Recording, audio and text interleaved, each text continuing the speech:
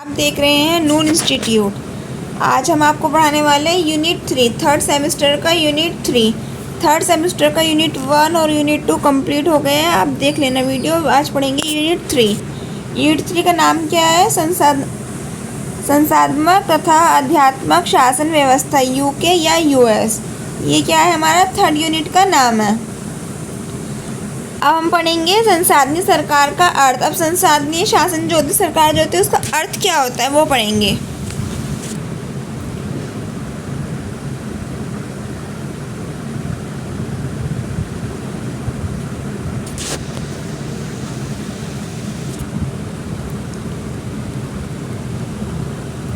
संसदीय सरकार को उत्तरदायी सरकार भी कहा जाता है। संसदीय सरकार को क्या कहा जाता है? उत्तरदायी सरकार कहा जाता है। इसमें कार्यपालक शक्तियाँ एवं मंत्रिमंडल में निहित होती हैं, इसलिए मंत्रिमंडलात्मक सरकार भी कहा जाता है। संसदीय सरकार शासन की वह प्राणी है जिसमें कार्यपालिका मंत्रिमंडल अपने कार्यों के लिए विधायक के प्रति उत्तरदायी होती है, इसलिए इसे उत्तरदायी सरकार भी कहा जाता है। इसमें कार्यपालिका और पद पर उसकी संमति रहती है जब तक उसे विधायिका का बहुमत या विश्वास प्राप्त होता है। इस सरकार में मंत्रिमंडल को नेता प्रधानमंत्री होता है। इस सरकार में क्या होता है? मंत्रिमंडल का जो नेता होता है वो प्रधानमंत्री होता है और समस्त कार्यपालिका शक्तियाँ वास्तव में उसी के हाथ में होती है। जो सारी शक्तियाँ जो होती है कार्यपालिका की, वो प्रधानमंत्री के हाथ में होती है। इसमें देश का मुखिया नाममात्र का होता है। इसमें देश का शासन नाममात्र के मुखिया के नाम पर मंत्रिमंडल द्वारा ही चलाया जाता है।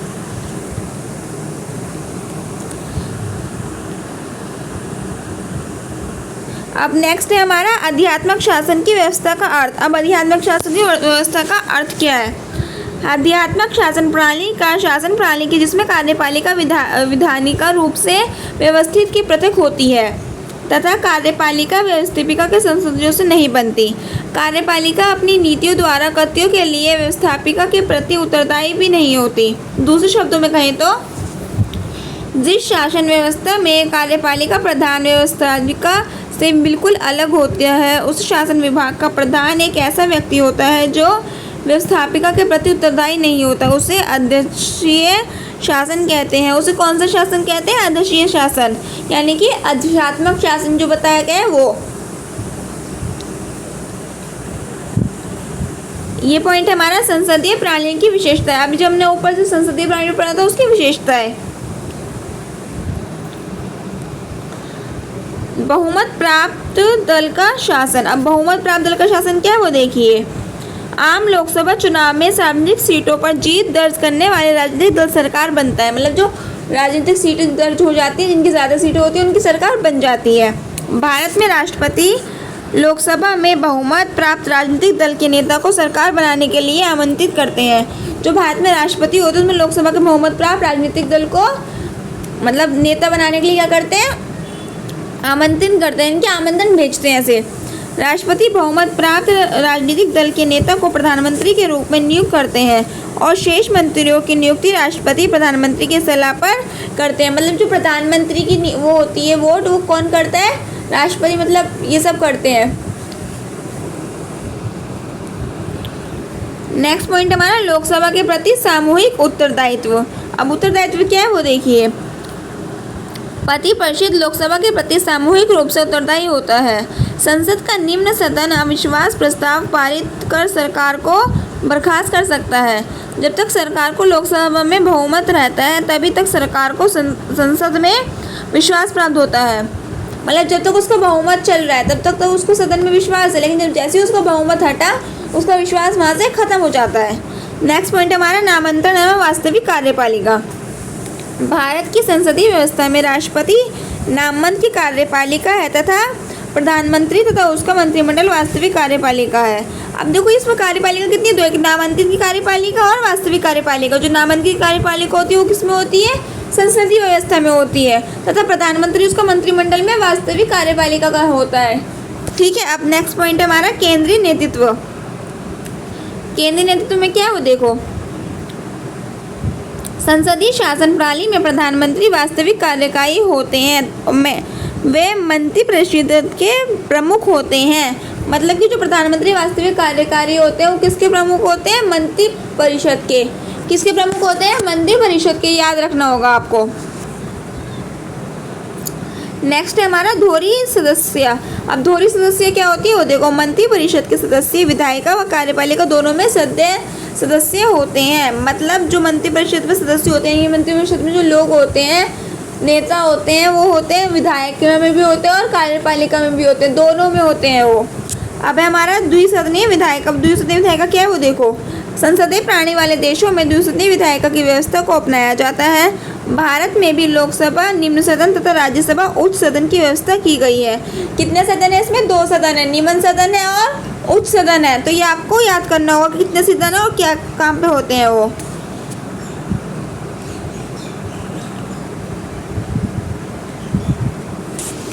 अब नेक्स्ट पॉइंट है हमारा स्वतंत्र लोक सेवा। अब स्वतंत्र लोक सेवा क्या है वो देखो, संसदीय प्रणाली में मेधा आधारित चयन प्रक्रिया के आधार पर लोक सेवकों की स्थायी नियुक्ति की जाती है। मतलब कि जो संसदीय मेगा होता है उसमें आधारित पर चयन क्रिया की लोक सेवकों की स्थायी नियुक्ति की जाती है। अब हमारा गोपनीयता। गोपनीयता क्या है वो देखो, संसदीय शासन प्रणाली में कार्यपालिका के सदस्यों को कार्यवाहियों, कार्यकारी बैठकों, नीति निर्माण आदि मुद्दों पर गोपनीयता के सिद्धांत का पालन करना होता है। किसका पालन करना होता है? गोपनीयता के सिद्धांत का। अब है हमारा आध्यात्मिक शासन की प्रणाली की विशेषता। अभी हमने किसकी पढ़ी थी? संसदीय की। अब हम पढ़ेंगे अधिशात्मक की।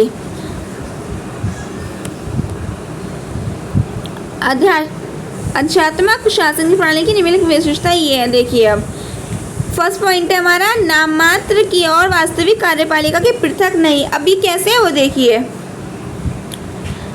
अधिशात्मक शासन प्रणाली में नाम मात्र और वास्तविक कार्यपालिका में कोई भेद नहीं होता। मतलब कि इन दोनों में कोई डिफरेंस नहीं होता। राष्ट्रपति ही दोनों कार्यपालिका होती है, राष्ट्रपति ही होते हैं दोनों कार्यपालिका। उसका निर्वाचन जनता द्वारा किया जाता है। लास्की का कहना है कि वे सभी कार्यपालिका निर्णयों का अंतिम स्रोत है। वह राज्य और शासन दोनों का प्रमुख है, दोनों में आता है, राज्य में भी आता है और शासन में भी आता है। नेक्स्ट पॉइंट है हमारा कार्यपालिका व व्यवस्थापिका का पृथक। सेकंड पॉइंट, अधिशात्मक शासन प्रणाली में कार्यपालिका के सदस्य व्यवस्थापिका के सदस्य नहीं होते, मतलब कि अलग अलग होते हैं और ना ही उसके कार्यवाही में भाग लेते हैं। दोनों की कार्यवाही अलग होती है और दोनों के सदस्य भी अलग होते हैं। अमेरिका में राष्ट्रपति और मंत्रिमंडल के सदस्य कांग्रेस की कार्यवाहियों में भाग नहीं लेते तथा कांग्रेस के सदस्य नहीं होते। यदि कार्यपालिका को अपने अनुकूल कोई विधेयक पारित करवाना है तो उसमें अप्रत्यक्ष रूप में कांग्रेस के सदस्यों द्वारा ही ऐसा कर सकता है। मतलब कि कांग्रेस के सदस्य द्वारा, वो खुद ही के सदस्य द्वारा कर सकता है, दूसरों के सदस्य द्वारा वो नहीं कर सकता। राष्ट्रपति व्यवस्थापिका को संदेश प्रेषित कर सकता है, पर उस पर ध्यान देना या ना देना व्यवस्थापिका पर निर्भर करता है। इसी प्रकार वह व्यवस्थापिका के कार्यों में हस्तक्षेप नहीं कर सकता। मतलब कि वो कोई भी, ना तो क्या नाम है कार्यपालिका और ना ही व्यवस्थापिका एक दूसरे में हस्तक्षेप कर सकते, वो अलग अलग रहते हैं। वह व्यवस्थापिका को विकृत नहीं कर सकता अथवा अधिवेशन नहीं बोल सकता। इस दोनों का स्वतंत्र अलग है। इस प्रकार दोनों का जो स्वतंत्र होता है वो अलग अलग होता है। अगर कार्यपालिका स्वतंत्र अलग होता है, व्यवस्थापिका का स्वतंत्र अलग होता है। नेक्स्ट पॉइंट है हमारा थर्ड पॉइंट, कार्यपालिका के कार्यकाल की निष्ठा। कार्यपालिका कांग्रेस के प्रति उत्तरदायी नहीं होते, उसका संविधान द्वारा निश्चित कार्यकाल होता है जिसके पूर्व केवल महाभियोग द्वारा ही उसे हटाया जा सकता है। पर महाभियोग एक जटिल प्रक्रिया है। अमेरिका शासन व्यवस्था के लगभग 200 वर्ष के लंबे इतिहास में केवल 2 बार राष्ट्रपति जैक्सन और राष्ट्रपति क्लिंटन के विरुद्ध महाभियोग का असफल प्रयोग किया गया है। व्यवस्थापिका द्वारा अविश्वास को कोई प्रश्न ही नहीं उठता। राष्ट्रपति व्यवस्थापिका के अधिवेशन का उद्घाटन भी नहीं करता, तो उसे तो केवल संदेश भेजने का अधिकार है। नेक्स्ट पॉइंट है हमारा व्यवस्थापिका का कार्यकाल निश्चित। फोर्थ पॉइंट, जिस प्रकार राष्ट्रपति संविधान द्वारा एक निश्चित अवधि के लिए चुना जाता है, उसी तरह व्यवस्थापिका भी एक निश्चित अवधि के लिए निर्वाचित होती है। मतलब कि कुछ समय के लिए चुनी जाती है बस ये भी, और सरकार उसका भंग नहीं कर सकती। सरकार उसमें कोई भी हस्तक्षेप या कोई भी पहलू नहीं कर सकती, उसको कोई भंग नहीं कर सकता। नेक्स्ट पॉइंट है हमारा अवरोध व अंतरण की प्रणाली। शक्ति प्राधिकरण के साथ इस प्रणाली में अवरोध और संतुलन के सिद्धांत का पालन किया जाता है। कार्यपालिका, व्यवस्थापिका और न्यायपालिका अपने अपने क्षेत्र में सर्वोच्च है, पर साथ ही अवरोध और संतुलन की प्रणाली के कारण कोई भी स्वेच्छाचारी नहीं हो सकता। उदाहरण के लिए अमेरिका में राष्ट्रपति और सलाहकारों की तथा राजदूतों आदि की नियुक्तियां करता है, विदेशों से संधियां भी करता है, पर उन्हें सीनेट द्वारा पुष्ट होना आवश्यक माना जाता है। ओके, अब है हमारा संसदीय और अधिष्ठानीय प्रणाली में अंतर। अब इन दोनों में डिफरेंस क्या होता है वो देखिए, संसदीय प्रणाली में और अध्यक्षीय प्रणाली में। एक है हमारा संसदीय और एक है हमारा अध्यक्षीय। संसदीय व्यवस्था में इस साइड है और अध्यक्षीय व्यवस्था में इस साइड है। अब इनकी विशेषताओं में क्या अंतर है वो देखिए। हमने ऊपर सारी पढ़ा दी है, बस आपको डिफरेंस करना है। अगर आप डिफरेंस मैंने इसलिए बताया क्योंकि आपको माइंड में अच्छे से समझ आ जाएगा। जो संसदीय व्यवस्था होती है उसमें दोहरी शासनात्मक व्यवस्था होती है। फर्स्ट पॉइंट होता है इसका दोहरी, मतलब कि इसमें दोहरी शासन होता है। और अध्यक्षता व्यवस्था में एकल शासन, मतलब इसमें एक ही होता है, इसमें दो नहीं होती, सिर्फ एक ही होता है। नेक्स्ट पॉइंट है इसमें बहुमत दल का शासन। इसमें संसदीय में क्या होता है, बहुमत दल का शासन होता है। और अध्यक्षीय में क्या होता है, राष्ट्रपति और विधायकों को एक निश्चित अवधि के लिए अलग अलग निर्वाचन, मतलब कि कुछ समय के लिए अलग अलग निर्वाचन होता है। थर्ड पॉइंट है हमारा मंत्रिपरिषद सामूहिक रूप से लोकसभा के प्रति उत्तरदायी।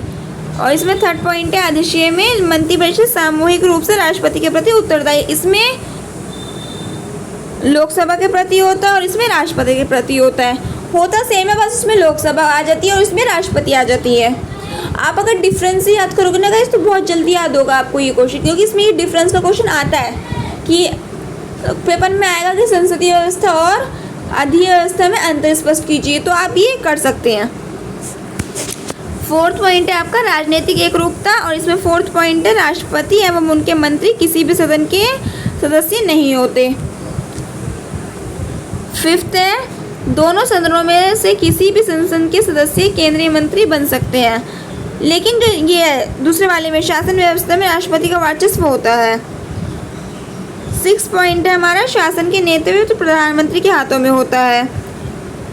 इसमें सिक्स पॉइंट है इस व्यवस्था में राष्ट्रपति द्वारा निचले सदन का विघटन नहीं किया जा सकता। सेवंथ है गाइस, इस व्यवस्था में राष्ट्रपति द्वारा निचले सदन का विघटन किया जाता है। और इसमें सेवंथ है आपका इस व्यवस्था में कार्यपालिका और विधायिका न्यायपालिका के बीच शक्तियों का विभाजन किया जाता है।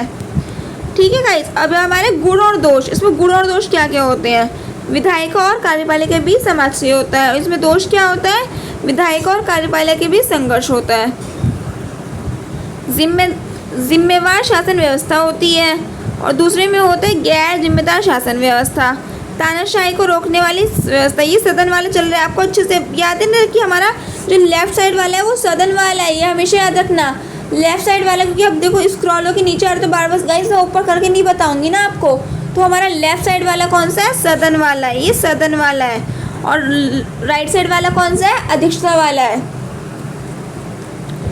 थर्ड पॉइंट है इसका निरंकुशता का बढ़ावा देने वाली व्यवस्था।